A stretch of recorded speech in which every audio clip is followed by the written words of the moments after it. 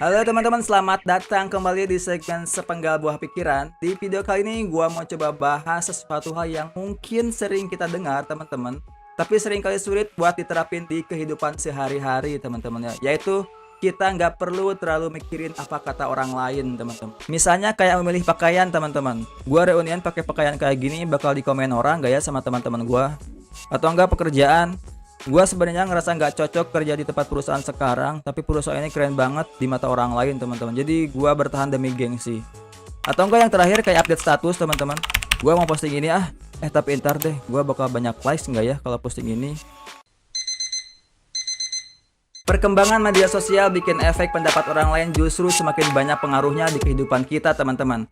Karena apapun yang kita post di medsos bisa jadi ada manfaatnya, bisa jadi disukai, bisa jadi dicela oleh ratusan bahkan ribuan orang di internet teman-teman ya. Coba deh kita jujur berapa banyak kita memposting di medsos dengan tujuan ingin mendapatkan banyak followers, ingin mendapatkan banyak views, ingin mendapatkan banyak likes teman-teman. Saat kita terus-menerus ingin menyenangkan orang lain, ingin memenuhi ekspektasi orang lain, mendapatkan approval dari orang lain, tanpa sadar kita sudah di bawah pengaruh pendapat orang lain teman-teman. Terus kalau misalkan ada yang bilang kayak gini teman-teman, apa salahnya sih ngikutin pendapat orang lain, toh kita juga happy ngelakuinnya, ribet amat sih loh. Gue nemu kalimat di buku Filosofi Teras teman-teman, jika disanggah seperti itu, filsuf Stoa akan mentang balik, yakin kamu akan terus-menerus merasakan bahagia dengan cara ini. Ingatlah bahwa menggantungkan kebahagiaan kepada hal yang di luar kendali kita sesungguhnya sangat berisiko berujung kekecewaan, katanya teman-teman.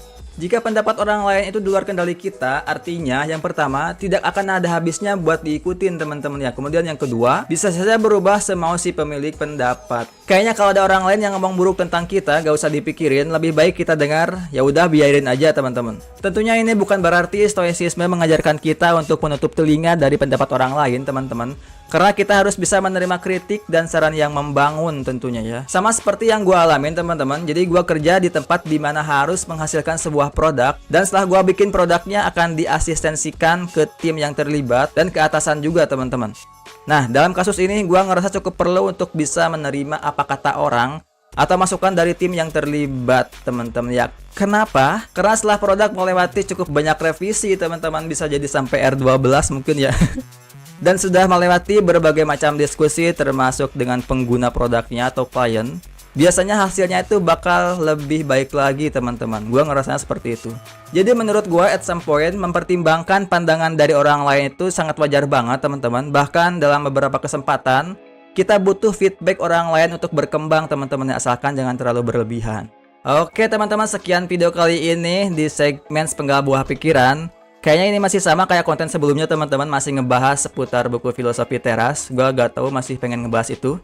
Dan di konten Sepenggal Buah Pikiran berikutnya gua belum tahu mau ngebahas apa. Pastinya masih ngebahas apa yang sedang gua pikirin teman-teman ya.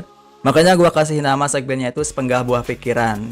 Dan kenapa harus ada sepenggal? Jadi gua itu mengasumsikan yang gua cerita itu cuma sepotong-sepotong, nggak runut, nggak panjang juga teman-teman. Dan kenapa harus ada buah teman-teman? Jadi gua asumsikan buah itu kan ada yang matang, ada yang bagus, ada yang busuk juga gitu ya. Jadi apa yang gua sampaikan itu belum tentu ada manfaatnya buat teman-teman ya.